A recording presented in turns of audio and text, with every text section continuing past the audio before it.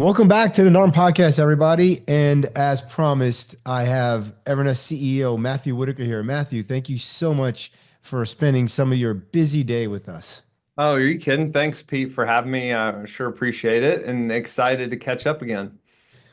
So the reason why I asked you back on, so you were on back in 2023, but the reason why I asked you back on is if you recall, we were at Broker Owner, we ran into each other, had like a 6 minute conversation, and I was really impressed with you had this vision for Evernest. And it was, I think, if I recall, it was 25,000 units by 2025. Was that That's correct? right. That's exactly what it was. And then I said, well, hey, man, you basically hit that. What's the next one? And you literally spun out and you have the updated vision. We do. Yeah, we updated it to 250,000 units by the end of the decade. Wow. Okay. So I really want to talk about that because, when people talk about vision, it gets kind of like, oh, well, that's not really important, or like, I don't really, it's kind of like a business, that's a business coach thing, right? So why is it important to have a vision in your mind? Yeah, I mean, one of the things I've found is I grow the organization, the clearer the team understands the destination, the better decisions they make, right? So if everybody's clear on where we're headed, then they can make decisions down within the organization that help us get there as a team. And so if I want to make all the decisions, if I keep the vision in my head, it kind of forces me to make all the decisions. But as the organization grows, and today we're over 700 people, I want them to capture the vision of where we're headed. And I feel like they'll just make better decisions that way. Let's go back in time when you were just starting. You were starting, was it even Evernest? Was the first company name It Ever? wasn't. The original name was Golden Key. And I always tell everybody it's like a terrible story, but basically we named it after a golf hole at the Masters. And my partner said, well, we can't call it Golden Bell. So we changed it to Golden Key. Now, what was the original vision when you started Golden Key? Well, when we first started, I never wanted to be a property manager. I always told everybody I was never going to be a property manager or a real estate agent. And so today I'm obviously both. I'm a broker in 5 states. So the vision was never to grow a property management company. The vision was when we were going through the great financial crisis during the recession, we were just trying to keep the lights on. And so we had 30 rentals that we couldn't sell. And the whole idea was we were going to continue to buy and sell houses. We would sell those to investors. And one of the things that we found it easier to sell to investors if they had somebody to manage it. And so I just started managing those homes. And so when we first got started with Golden Key, it was really a side business, and it was just something to keep the lights on, pay the bills, and we were trying to still make money through the GFC doing deals, buying and selling houses. Literally, it was just a support business. I'm going to It support it absolutely, so I can close the deals. yeah, if you think about it, like we thought about it, this covers our overhead, and then we can go out and make real money somewhere else. Because I'd always heard you can't make money in property management. That was if I go back to the mid early 2000s, 2005, 2006, 2007, all the investor clubs, everything I always heard is that there was literally no money in property management. And so I really believed that until about 2011, 2012. So when you decided to make it a management company, did you come up with a vision at first? Like, did you come up with a vision, or you just kind of ran it at like visionless, so to speak? Like, I'm just trying to survive. Yeah, we have a lot of reluctant owners. I would call myself a reluctant property management company owner. Again, I never wanted to grow the property management company because I always thought, again, there was no money in it. There was no way we were going to be able to scale it because there were no scaled businesses. But in 2013 or 2014, I went to a NARPM conference and saw a vision for, hey, why don't we? I think we could grow this like regional company and maybe even get some private equity, maybe even get some sort of growth capital and go out and then grow it nationally. And so that's when I came back. I'd also read the book Traction, which is by a guy named Gino Wickman. He created a system called EOS, which if you're listening to this and haven't read the book Traction, I strongly urge you to do that because that's one book that changed our life. And so what Traction tells you to do, and all this was kind of happening at the same time, but what Traction tells you to do is to basically set a 10-year vision for your business. And what I have found over the course of setting that first 10-year vision is you're actually really likely to hit a 10-year vision, much more likely than you are to hit a 1-year goal. And because 1-year goals can, the market, especially when we're really tied to the real estate market or the capital markets, the 1-year goals are sometimes hard to hit. But as long as you're rowing towards the 10-year vision, I've found that is you're much more likely to hit that. Did you find it easy to come up with that 10-year vision? Because I know some people have a hard time really thinking, I'll say outside the box or thinking really big. Yeah, I think when you set a 10-year vision, like everybody wants to do it where it's very comfortable and it's something you feel like you can hit. And what I would suggest is set something that you think is a little bit crazy, almost, and maybe a lot of bit crazy. Um, what happens is, and I've learned this from a guy named Dan Sullivan, is when you set a really big target, your brain is always trying to solve problems. And we as entrepreneurs are always trying to solve. Literally, my brain is constantly on overdrive trying to solve Evernest problems. And for those of you who think we don't have them, we have tons of them. We're constantly trying to solve them over here. But your brain is going to either solve the small problem of a small 10-year vision or the big problem of a big 10-year vision. And your brain doesn't know the difference between a small and a big problem. So you might as well set a really big vision. There is some risk associated with it, Pete, because if you don't get there, like it's kind of like embarrassing. And honestly, we haven't gotten to 25,000 doors yet. So we're not quite there yet. But what I have found is that if my brain's going to work on a problem, I would rather it work on a big problem and that will enable me to get way further along than if I set a small comfortable goal. And I think society is very scared of this because it involves risk because there's a chance you're going to fail and but there's 100% chance you're going to fail if you don't set that goal. And I think the other thing that a big vision does is it actually rallies everybody around you. If you want to go get great team members around you, set a really big vision because great people get excited by big visions.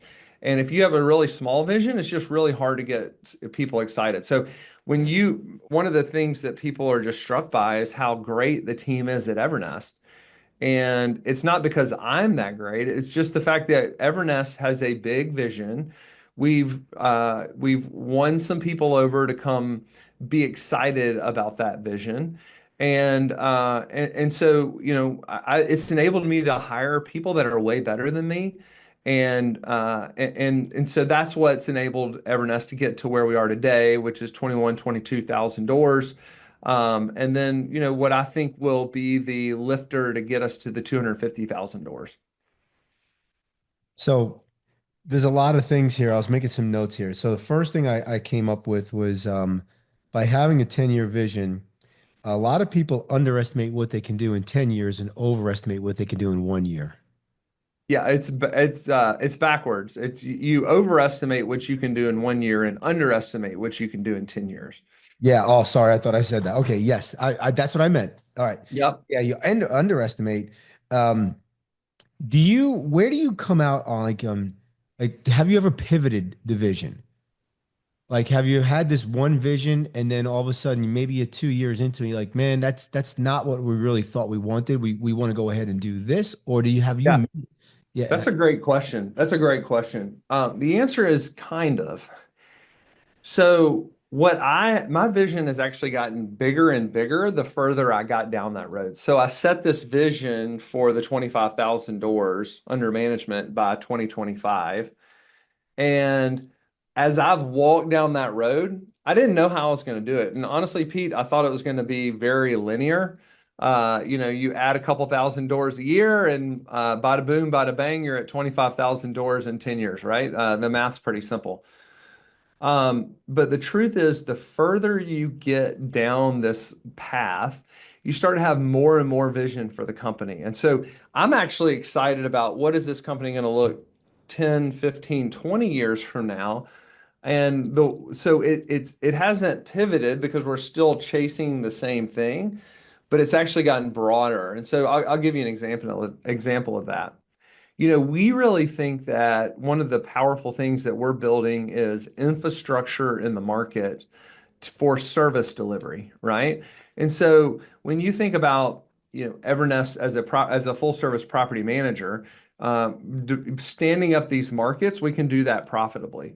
But when you think about our maintenance technicians riding around or our handymen riding around these towns, they're agnostic to fixing a toilet or fixing a door frame at anybody's house.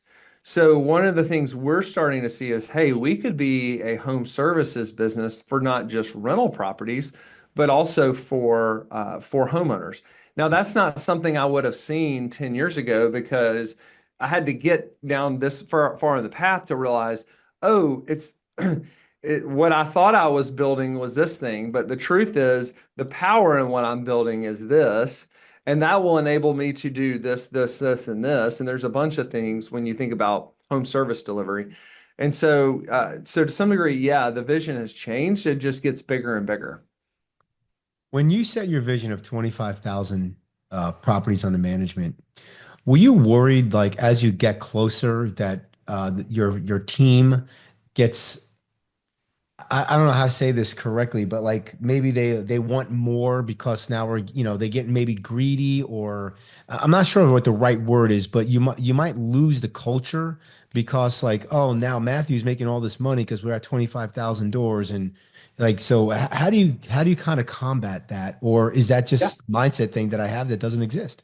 No, I think if you're in it for you, yeah, your team's probably going to start thinking things like that.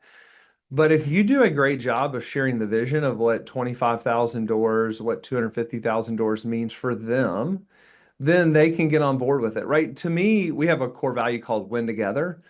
And it's really important. Like I want to win by enabling them to win. And the truth is, really they ought to come first. They ought to win first, and then Matthew wins as a result of that. And I think it was Zig Ziglar says that if you help enough people get what they want, you can get what you want. And so I think of it through the lens. And the last thing I want to do is build a company where I have a few people at the top that win and that's a very lonely place. And what we think is if we can win as an organization, and so what does it mean when we get to 250,000 doors? Well, first of all, you can just imagine if we're 10 times bigger than we are today, there's just going to be a lot more opportunities for people to have career growth, right? You're going to get at Evernest, you're going to get to start where you are, and whether that's an individual contributor or a manager or a leader of a big part of the organization, but it's going to enable you to we're going to have more managers and more leaders as the organization grows. And so, if you want a career path, that's going to, enable you to have a career path. The other thing that we're working on is we want Evernest to have some of the best paid team members in the industry. It's no secret that when people churn, when you have people on your team churn, then you have a lot of owner churn as a result of that. And so we want to make sure that our team members are the best paid and the happiest. And we do in fact, we're about to launch it right now. We do a twice a year team engagement survey. And what's interesting is as hard as this business is, we are still in the top. We maintain in the top 10% of all organizations that take this one survey, and we're actually the last time we took it in the top 6%. And that just means that, I think the organization, this is not just me, but our managers and leaders are doing a great job of putting first things first. Jeff Bezos talks about being customer obsessed. And the truth is, I want my team to be customer obsessed, but I want to be obsessed about them because if they're happy and they're making money at Evernest, then they're going to do a great job of serving the customer. And then that's going to enable Evernest to succeed. Yeah, I like that. Your job is to take care of the team's job is to take care of the customer, and the customer's job is to take care of the business. That's right. Yeah, that's a great way to put it. Yep. All right. So you talk a little bit about vision. A lot about vision. How often are you reviewing the vision, and who do you review it with? Is this just a Matthew vision, or is this like you got business partners, or um, you know, is it top line management? Who's looking at the vision? Yeah, I think a lot about this. I think of vision as the CEO's job, right? My one of my three biggest things I need to do is create the vision and then share it with all the stakeholders. And so, but it's not just my vision. It is shared with the board. We now have a board of directors, and it's making sure that they're aligned on what the vision is and getting their feedback on some thoughts about the vision. And then it's also sharing with the executive leadership team, which is about 9 or 10 people today, and making sure that they're fully aligned in the vision. And so I do think like if you had to say whose job is it, it's definitely my job, but it is my job to also get feedback on the vision from the organization. And I think what you would find is the vision here is crystal clear. It's 250,000 doors. We also have a linear growth path, thinking about how do we do home services for everybody. And we're just actively looking, we're proactively working towards that vision every day. And when we think about the vision, we break it down to, okay, what do we need to do this year to get there?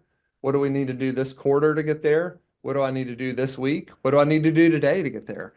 And the whole organization every day is in a huddle, not the same huddle. Everybody has their own huddles, but I ask everybody to say, what is my highest return thing I need to get done today? And if you have 700 plus people asking that same question, what's the highest return thing I can get done for Evernest today? You're going to have a pretty successful company. Sure can.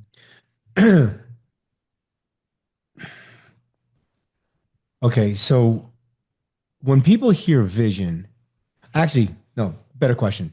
Um, how would you consult somebody that maybe they're a smaller firm, maybe they have just maybe 100 units or just starting out, and they want to they want to create a vision for their company, but they don't have a leadership team or an advisory board or anything like that. Any recommendations on how they can go about that vision and how they can be held accountable to it? Yeah, that's a great question again. So when I got started, I didn't have an advisory board or a board of directors or a leadership team. In fact, when I first set the goal, I think there were only four of us working at Evernest. So you got to start somewhere, and you got to start where you are. And if you have 100 doors, that's great. At some point, I had 100 doors too. And so what I would say is, if you're setting a vision for where you want to, I think the first thing you have to ask yourself is, and this is something I did not ask myself, but I think I still would have gotten to the same place. But what do I want the end to be? Like, what do I want this to look like? I still think there's going to be a great opportunity for people to build lifestyle businesses in the property management space. I know a lot of people that spend, 15 to 30 hours a week working in the business. They take tons of vacations, make tons of money, and they just decided, hey, I'm only going to manage, you know, 300 doors or 250 doors, and they're just going to be really high profitable doors. And I'm going to do, kind of what I want to do. Or do I want to grow a business? And so I would say the first thing is you got to be clear on what you want. What do you want 10 years from now, um, for you to look back and be proud of what you've accomplished? So clearly, I went the grow the big business route. And so then I said, well, a lot of it has to do going back to the book Traction, which is the EOS model. It said, where do I want to be in 10 years? And there is actually a way you can go through it with the organization. If you have some team members that you're already working with that you want to be on your leadership team, you can actually take them through a process of solving your 10-year vision. But I think at the end of the day, the founder of the organization, the values of the organization, it sets the values because those values are kind of my values. And then the vision really needs to be the leader's vision. So while taking buy-in from other people or taking some feedback from other people, I think is important. I still think it's hey, you need to sit in a room and decide what you want and then go chase after it. If you're the leader of the organization. All right, so I'm going to ask you to do a quick coaching session with me. You're going to be my Okay. coach here. All right, you ready? Put you on the spot. Love it. So, after talking to you, a broker owner, I thought that it was eye-opening for me. I'm like, it's so simple about having a number that the whole organization can get around. And I thought it was brilliant. And then I said, well, what is VPM's vision? And honestly, I would not be able to recite it to you. It was something that said something about pulling people out of poverty, helping, companies. It was just like kind of like this. It really didn't mean anything. So after you and I talked, I came up with I want to have 5,000 filled jobs on the platform. To give you an idea, right now, today we're at like 1,200. Perfect. 5,000 jobs on the platform, paid for on the platform by April of 2029. I love it. All right. I love So it. now, now what you're saying is I got to take that. Now I passed it through my leadership team. They're cool with it. They're like cool because I asked them what our vision was, and I got three different answers from three different people, right? So I'm like, this makes a lot of sense to me. Now the next thing is how do I go about and tell? I have a small firm. I think there's like 12 of us. So company meeting, is that the right time to do it? Do I blast it on an email? Like do I call people individually? What's the best way to get this message out? Yeah, I enjoy doing a quarterly state of the company meeting where I basically get the whole organization, in a Zoom room, and go for about an hour, just share a vision. Hey, what did we accomplish? What have we accomplished so far? Where have we come from? What did we think we were going to do this last quarter? What do we want to do next quarter? Where are we headed? And I think that's like a great time to share something like that because I think they need to see that from your perspective. And just remember when you're sharing that vision, you need to tie it back to what that means for them, right? Like 5,000 doesn't have a meaning until you give it meaning. And so when you think about, well, what does 5,000 do? You can actually tie it back to the whole idea of lifting people out of poverty, right? Like, 5,000 people are, no longer having to do $1 an hour jobs and now are making six times that or whatever the Right. case may be. Right. And so I think it's about it's a you kind of like color in the lines of 5,000. And so I would share it in a state of the company. Again, this is another Gino Wickman EOS thing. And then I would constantly repeat it. Patrick Lencioni talks about us being chief repeating officers. You repeat yourself over and over again. And what I find is I repeat the things that I tell the team over and over again until they believe it. And one of the things I've found with humans, and this is the case with you repeating the 5,000 goal, if you repeat it enough, they start to believe it. And if you say it one time, they're not going to believe it. But if you say it 10 times, they're likely to believe you're bought into it and you're sold out to it. And I think that then all of a sudden then they can catch the vision and then share that with their organization. And That's I like the idea that it's something as simple as 5,000 because as you grow the organization, it needs to carry. One of the challenges we have now is like if I want to get a message to the organization and it's a complicated message, it doesn't carry very well. But if I can simplify it into something that's easily carryable, which 5,000 or we even called it 25K or 250K. That's an easily transferable thing where it's very hard to get that wrong. I'll give you another example. I've got a maintenance team that's out doing work orders all around the country right now. One of the differences between Evernest and others is we have our own in-house maintenance technicians. Well, if you said the whole goal is to keep those maintenance technicians fully utilized or fully realized, but if I said, hey, what we want is full utilization of our maintenance team, like that would just kind of like blow over their head. They wouldn't, they don't, I don't understand it's what that not, means. Yeah. yeah, and it's not tangible, right? But we have a thing that we say here at Evernest, work 40, bill 38. That's easily digestible and that carries everywhere, right? Like it's hard to get wrong, work 40 hours, bill 38 of them. As a goal. And so now that's easily transferred down within the organization of 800 people. KISS method. We're going to keep Yeah, it yeah, simple. absolutely. Absolutely. As simple as possible. I love what you said. Like you have to say it over and over. It's like I've read that somebody has to hear something 6 times before they get it. And I literally pulled something right out of the politician's manual, right? How many times That's they tell right. us the same thing over and over and over and over.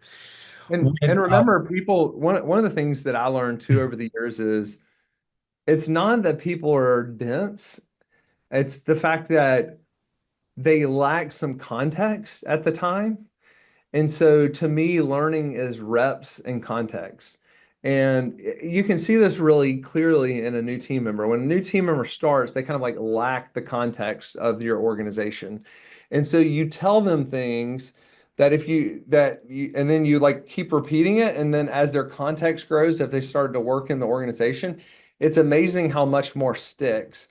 But if you tell them something on the first day and expect it to be there on the 90th day, that's probably not going to happen. So you need to be great at repeating the same things because as their context in the organization grows, those concepts start to stick way better. And that's the same way with somebody that's been here for 10 years, is I still have to provide them the context for the reps to stick and also have to do the work of the reps.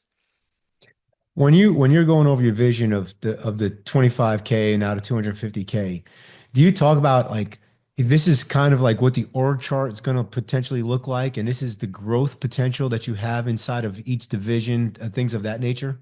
A little bit. Yeah, I'll share with them because one of the fun things to do, and I learned this, love him or hate him, Elon Musk, every time I was reading his biography, and every time he gets stressed out, he goes to the future and starts to think about, what's life going to be like on Mars and what are we going to need to. So that's the way he re-energizes himself. And so when I think about the vision, and I think about motivating people to get to the vision, like sharing the story of what it's going to look like when you get to 250,000 doors or when you get to 25,000 doors is motivating to people because it excites them. And so when you have some tangible things that are going to happen, just imagine one day when we're in like 60 markets, imagine us having a couple hundred or 300 maintenance techs riding around town. Imagine us having six really capable regionals and how they're going to be flying around the country and making sure that our organization is, running on all cylinders. Imagine our software as we continue to build it and it's starting to solve some problems that we've had for a long time around work order context. I mean, those are the types of things that people get really excited about. And you share a vision of a better place, a place that's going to be, exciting to get to. And I think people are willing to do the work to help you get there. And again, like the clearer the vision is in their brain, the less work, the less decisions that I have to do. Also, having a vision basically gives you the blueprint, and you can create the plan much easier on what you have to do today, this quarter, this year to get there. Yeah. I think so, but I would be careful with me creating the plan. Like part of the reason you hire great people, Steve Jobs says, we don't hire great people and tell them what to do. We hire great people and let them tell us what to do. And so I think that if you have a fantastic vision, you almost need to go get people to say, "Hey, I have a vision of getting us to 250,000 doors. What do I need to do from a technology standpoint? What do I need to do from an operations standpoint? Because you know this piece of the business better than I do. What do I need to have to get us to that point, or at least get us to the next step that gets us closer to that?" I'm writing that one down. That is a keeper right there. I love it. Good. I love that one. All right. All right, Matthew, I got one last question before we're going to kick off to a commercial break. So, as I'm building my vision of getting to 5,000 filled positions on the platform, I had this idea that as we hit certain milestones, let's say every 250 positions that are filled, to then create some kind of bonus plan. Where do you land on that? Is it too complex? I mean, maybe we're a lot smaller, so maybe it's a little bit easier for us, but where do you land on that as far as an incentive program? I love it. I mean, I've had some similar ideas, maybe not necessarily a bonus plan, but I think a bonus plan could be great. And part of this is it needs to be the flavor of your company, right? Like a lot of these things are, unique to you, and that's one of the great things about founding and growing a business is you put your signature on it all the time. And so, I think it's a fantastic idea. I think it's very similar to. Uh, in his book, Good to Great, Jim Collins talks about this cross country team, this high school cross country team, and they were like last place. They were terrible. And then they brought in a new coach. And one of the things the new coach introduced was this system of the skull of winning skull and crossbones. And what would happen is they would count where the runners were at the second. So cross country usually I think is like a 5K, which is 3 miles or so, a little over 3 miles. And so they would count where the runners were on the second mile and then where they finished in terms of the race. And if however many places you move up, you get a skull and crossbones like to wear around your neck, like in a necklace that's like a Very like a cool. like Yeah. a dangly thing that so you might know, if you crossed and you were like 12th and then you finished in 7th, you would get 5 skull and crossbones. So the kids started wearing these as bracelets, they started wearing them as necklaces, and you could just see all the souls that they stole as they ran past. But what happened was now all of a sudden they created this, and I think what they said is, whatever the school was,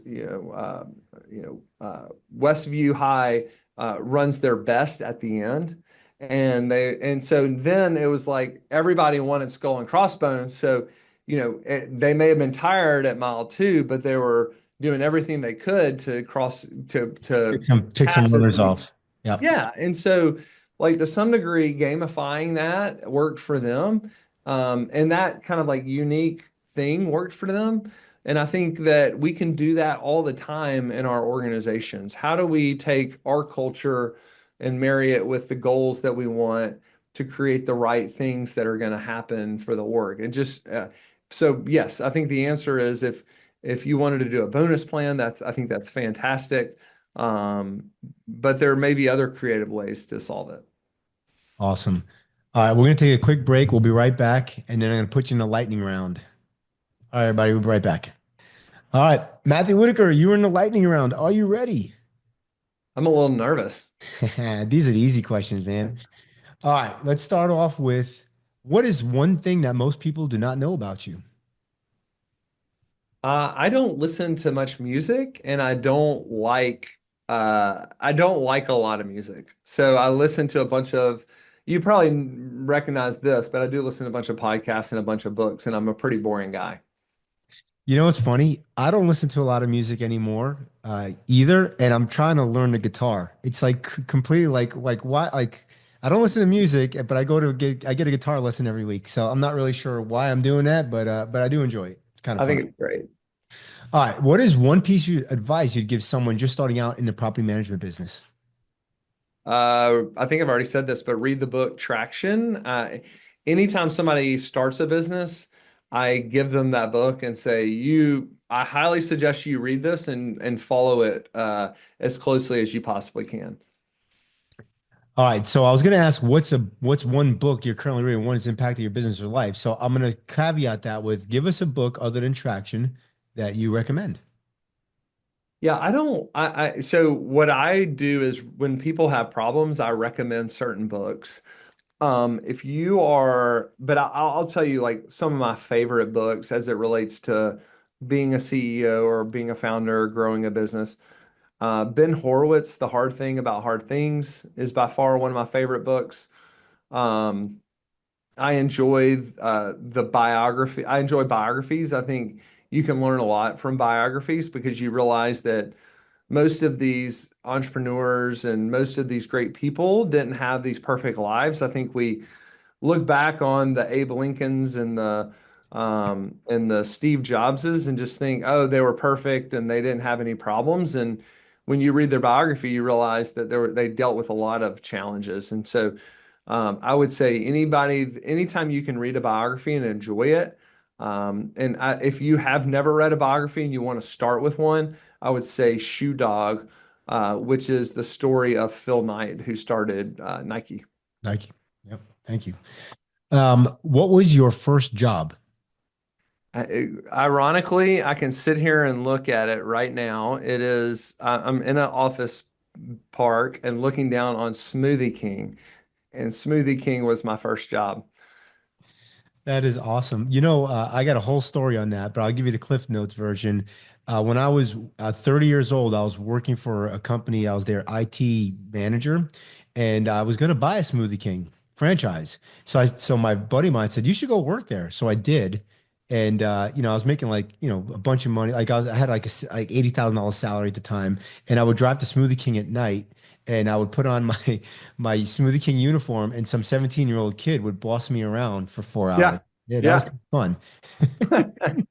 Did you? It probably gave you a lot of vision as to whether you wanted to own it. Yeah, sometimes the best decision is to not make the decision, and I made the decision not to buy a Smoothie King franchise, and Yeah, think couldn't I'm agree better for more. it. Yeah, I think I'm better for it. Yeah. But it is ironic that I'm literally looking down. It's not just a Smoothie King; it is the Smoothie No King. way. Yeah, It's the it's Smoothie the King. exact Smoothie King. Yeah. That is awesome. What is he? Peel the bananas, make the drinks. Yep. I gained about 25 pounds working there one summer because there's always a little bit left over and I would drink it after the person left. I would pour the rest in a cup and then I would try that smoothie. So Yeah, you got one cup every night you could have, right? yeah. Except if you made a little extra, there was some leftovers. There's some leftovers. Yeah, I see you know how to game the system. All right. What is your ideal vacation?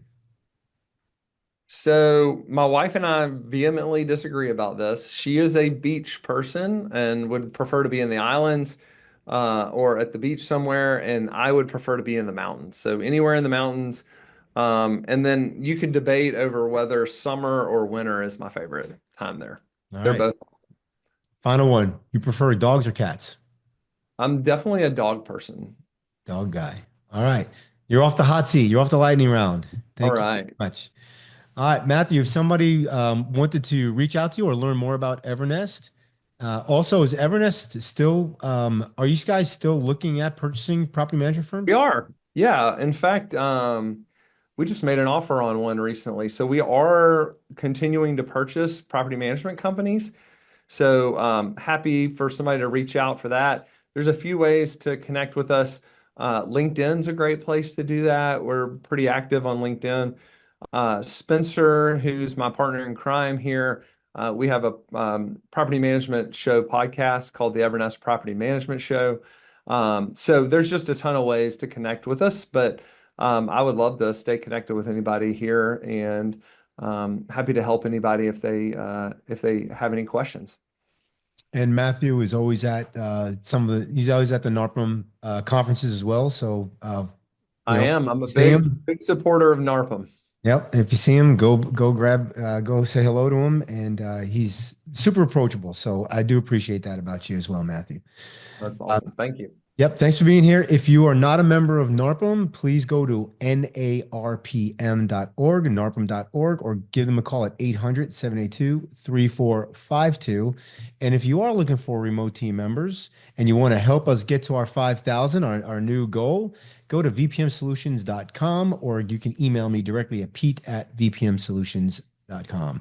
And I Matthew, should thank you so say, much. Pete, we're a very happy customer of yours, and so really appreciate our partnership.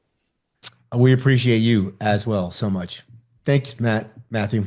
Talk to you. See you, everybody. See you next week.